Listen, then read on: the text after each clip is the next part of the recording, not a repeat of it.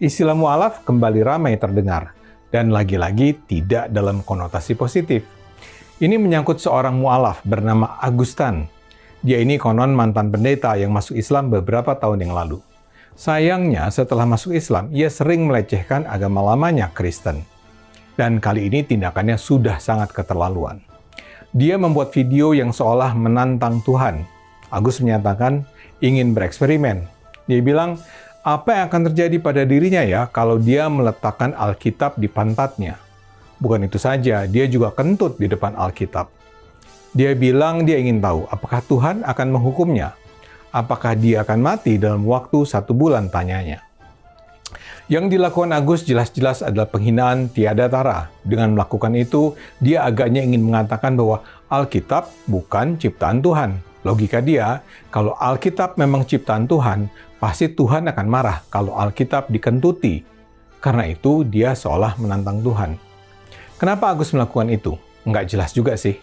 Salah satu versi mengatakan bahwa Agus sebenarnya hanya sedang merespons pernyataan seorang pemeluk Kristen yang menghina Islam. Jadi ini semacam balas dendam. Saya tidak bisa melacak pernyataan pemeluk Kristen mana yang membuat Agus sampai merasa harus menghina kitab suci umat Kristen itu. Yang jelas, Agus dengan sengaja menghina Kristen. Tapi yang menarik adalah apa yang terjadi kemudian. Tiba-tiba saja tersiar kabar bahwa Agus sakit keras. Ada berbagai video yang menunjukkan bagaimana Agus terbaring dalam kondisi tak berdaya di rumahnya. Dari tanda-tanda fisiknya, ia seperti terkena stroke. Sebagian orang dengan sinis bilang, jangankan sebulan, baru beberapa hari saja setelah ia mengumumkan penghinaannya terhadap Alkitab, ia sudah terkena stroke. Pertanyaannya, apakah memang sakitnya Agus terjadi karena sikap menantangnya itu? Jawabannya tergantung. Anda menggunakan pendekatan rasional atau spiritual dan supranatural. Kalau jawaban rasionalnya ya Agus memang sakit karena kondisi kesehatannya memburuk. Kabarnya ini bukan pertama kali dia terkena stroke. Setahun lalu pun dia sudah menderita semacam tanda-tanda stroke. Agus sendiri terkenal sebagai pekerja keras yang seringkali tidak cukup istirahat. Dalam videonya dia juga bercerita tentang nasihat dokter yang memintanya untuk tidak memaksakan diri. Orang yang sudah terkena stroke kan memang bisa berulang stroke-nya kalau dia tidak menjaga diri. Jadi ya normal-normal saja. Tapi kita juga bisa melihatnya dari sisi spiritual, hubungan dengan Tuhan. Agus sendiri kan tentu bicara dengan asumsi Tuhan memang ada dan mengintervensi kehidupan manusia. Dia terkesan meminta jawaban apakah Alkitab memang adalah buku yang sesat.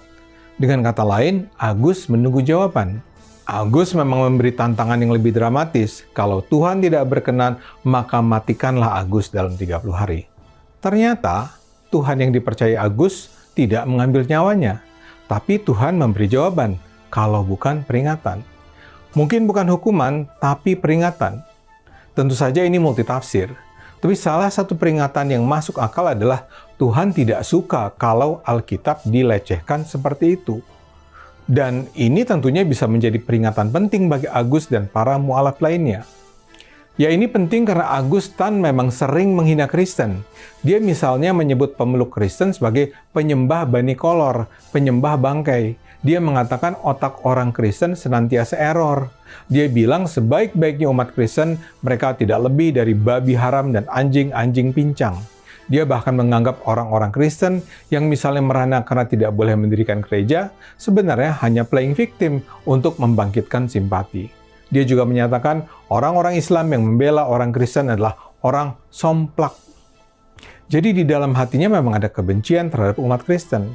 Dan kalau sekarang dia terkena stroke setelah menghina Alkitab, itu saya percaya adalah peringatan yang memang datang dari Tuhan. Agus selayaknya sadar bahwa Tuhan ingin memberitahu sesuatu.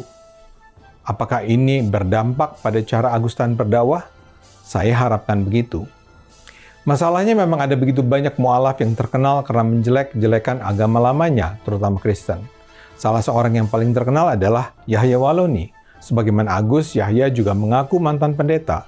Omongannya baru bisa direm setelah ia sempat dipenjara 5 bulan karena penghinaannya terhadap Kristen. Atau juga Ustazah Irena Handono. Dia mengaku mantan biarawati. Dalam ceramahnya dia juga suka sekali menjelek-jelekan Kristen. Para mu'alaf semacam ini adalah kumpulan orang-orang yang membahayakan persaudaraan kita sebagai satu bangsa. Nah, dalam hal ini, Augustan mungkin perlu belajar dari putrinya Zeldia. Gadis ini nampak sangat sayang pada ayahnya. Ketika Agus sakit, Zeldia yang merawatnya. Tapi yang penting, Zeldia ini beragama Kristen. Dia adalah putri dari pernikahan Agus pertama. Agus berpisah dengan ibu Zeldia sejak Agus menjadi mu'alaf. Agus terlihat berharap sekali Zeldia mengikuti jejaknya masuk Islam. Ada sebuah video yang menampilkan Agus dan putrinya ini bercakap-cakap. Dalam percakapan itu Agus bilang bahwa jutaan orang Indonesia mendoakan agar Zeldia masuk Islam. Agus menyatakan kalau Zeldia masuk Islam, dia akan membuat pesta besar. Bahkan Agus mencecar keyakinan Zeldia tentang Tuhan Yesus. Tapi dengan santun, gadis cantik ini selalu menolak permintaan ayahnya. Dan Zeldia dengan penuh hormat menyatakan bahwa dia tetap mendoakan sang ayah tetap dengan keyakinannya, tapi berkurang marah-marahnya. Zeldia ini sangat mengagumkan. Saya berharap Augustan mau belajar dari sang putri. Ayo gunakan akal sehat, karena hanya dengan akal sehat, bangsa ini akan selamat. Terima kasih buat Ade Armando yang ikut memberikan komentar kepada Augustan yang telah menghina kitab suci agama Kristen. Bukan soal karena itu buku yang biasa aja sebenarnya, tapi karena buku itu disebut sebagai Alkitab yang dipercaya oleh umat Kristen sebagai kitab suci yang kudus yang berasal daripada Tuhan, ditulis di dalam sebuah kertas dan dikumpulkan menjadi satu kitab, dan dia sebutkan bahwa itu Alkitab.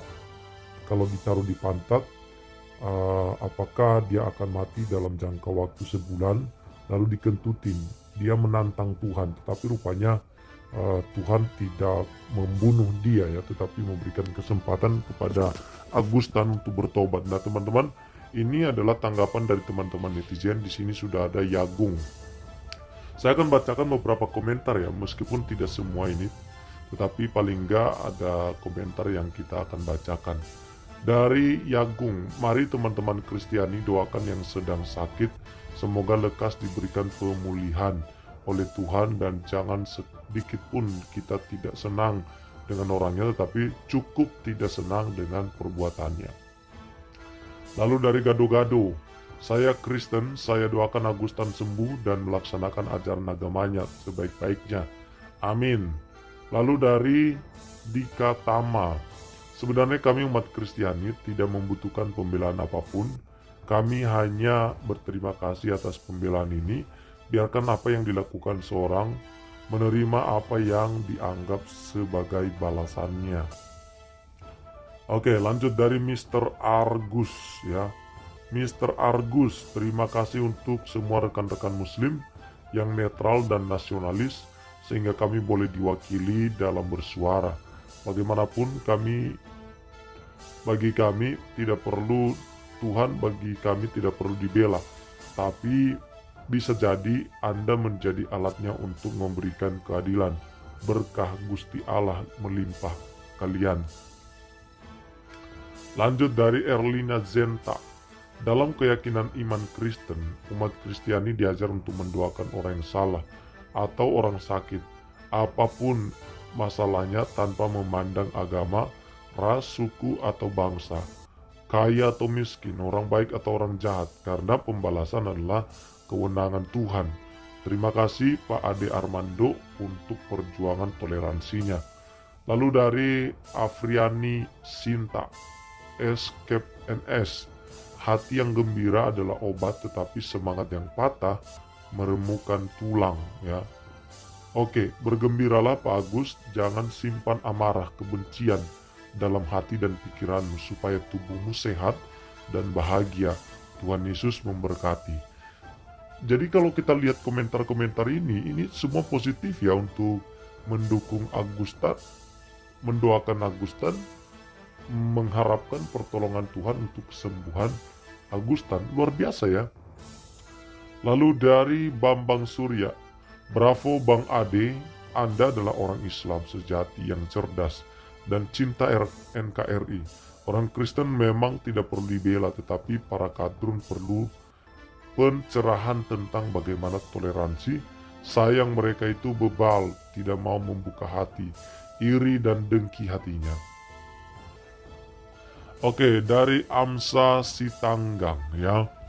Yesus Maha Pengampun justru Yesus justru akan sabar menunggu seseorang itu bertobat. Soal kematian adalah otoritas Tuhan. Berikut penghakimannya. Saya Kristen, Yesus minta saya untuk mengasihi mereka yang menghina di kekristenan. Oke, semoga Agustan sembuh dan memohon ampun agar perbuatannya selebihnya adalah hak Tuhan. Kami memaafkan dia dan mengampuni dia. Terima kasih udah Ade. Tuhan Yesus memberkati teman-teman semua.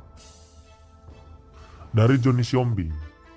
Saya seorang Kristen tetapi mendoakan saudara Ustadz Agustan cepat sembuh dan menjadi mualaf yang setia terhadap agamanya tanpa menjelek-jelekan agama yang lain atau orang lain. Cepat sembuh Pak Ustadz, Tuhan memberkati. Salam buat tim Cokro TV. Lalu dari Miden Sidabutar, terima kasih Bung Ade. Teruslah mencerahkan agar semakin banyak orang yang menggunakan akal sehat. Terima kasih Tuhan Yesus, Engkau Maha Segalanya. Dari Markus Raga ya, terima kasih Pak Ade Armando untuk opini yang penuh hikmat untuk tetap merawat persaudaraan sebagai sesama anak bangsa. Lalu dari Paulus Adiwi Bowo, semoga Agustan cepat kembali sembuh dan kembali mempelajari keyakinan baru dengan benar. Iya, sebenarnya dia nggak perlu menghina Kristen ya, dia tidak perlu olok-olok Kristen, nggak usah otak-atik agama Kristen, cukup belajar tentang agama barunya, perdalam kitab sucinya, dan juga kaidah-kaidahnya dipelajari. Hal-hal yang positif itu nanti akan muncul dalam perbuatan dan tindakan Agustan ya, karena saya yakin setiap agama itu mengajarkan tentang kebaikan, dan lakukanlah kebaikan itu sebagai amal ibadah ya. Dari Tuamalor, Saudara Ade dan Minahasa sangat terharu dengan narasi Anda, mendoakan sang ayah tetap dengan keyakinannya. Oh, anaknya Agustan itu ya, luar biasa ya. Oke, lanjut dari Lina Situmeang. Hukuman yang sangat berat itu bukanlah dari manusia, tapi dari Maha Pencipta. Jadi sadarlah kaum yang suka menghina kepercayaan orang yang beragama. Dari Babedito, terima kasih Bang Ade, teruslah berkarya, Tuhan menyertai selalu.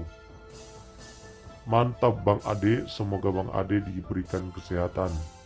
Terima kasih Bang Ade bersama tim Cokro TV yang selalu menyuarakan keadilan terhadap minoritas seperti kami. Semoga diberkati selalu Bang Ade bersama para host dan kru Cokro TV yang lain.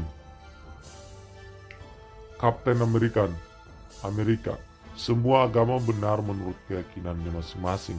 Terima kasih Bang Ade. Robin Siagian, terima kasih Bang Armando. Kesederhanaan, kebenaran dan cinta kasih inilah harta abang dan seluruh kru Cokro TV yang paling berharga dan mulia. Oke, siaran Siadari. Manusia bisa berencana, namun tetaplah Tuhan yang berkehendak. Sehat selalu Om Ade. Saya yakin orang-orang semacam ini akan terus ada dengan gaya barunya. Sayangnya masyarakat kita masih mengidolakan orang-orang seperti Agustan. Namun yakinlah bahwa ini juga merupakan bagian dari kisah nyata yang telah tertulis dalam Alkitab dan kitab suci lainnya, yaitu muncullah ahli-ahli Taurat, ahli agama, bahkan nabi-nabi palsu. Jika kita melihat sejarah, hal semacam ini telah ada sejak ratusan bahkan ribuan tahun yang lalu. Oke teman-teman, terima kasih sudah menonton video ini sampai selesai. Tentu saya tidak bisa baca semua komentar ini, dan mari tinggalkan komentar Anda di kolom komentar yang tersedia di bawah ini. Sampai ketemu lagi di konten kami selanjutnya.